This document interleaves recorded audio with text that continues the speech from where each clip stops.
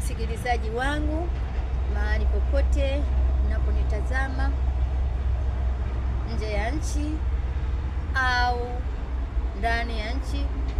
Bwana Yesu asifiwe.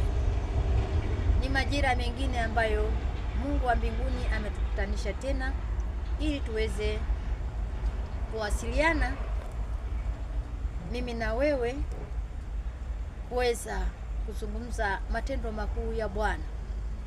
Ninamshukuru sana Mungu wa mbinguni ambaye ametupa neema ya kukutana majira haya ya jioni.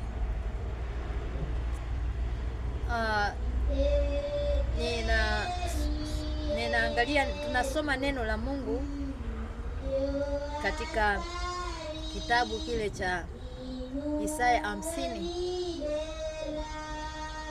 Ukisoma ile mistari ya kwanza, Isaya 50, Mungu anasema kwamba ni nani aliyewaambia kwamba nimemwacha mama yenu?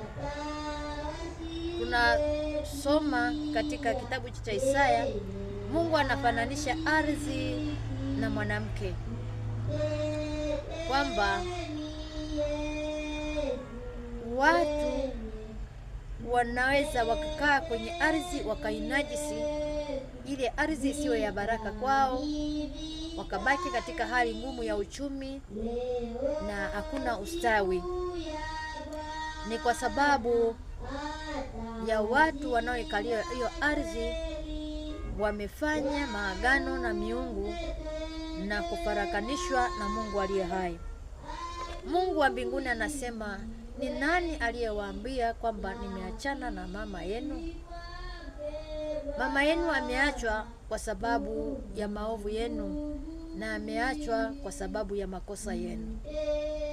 Mungu anaifananisha ardhi na mwanamke, kwamba pale watu wanapokaa katika ardhi wanafanya maagano ya kichawi kwenye ardhi, wanafanya ibada za sanamu kwenye ardhi, zinawafarakanisha watu wa nchi na Mungu. Na wanapofarakanishwa na Mungu, Mungu anakuwa hajali tena watu hao.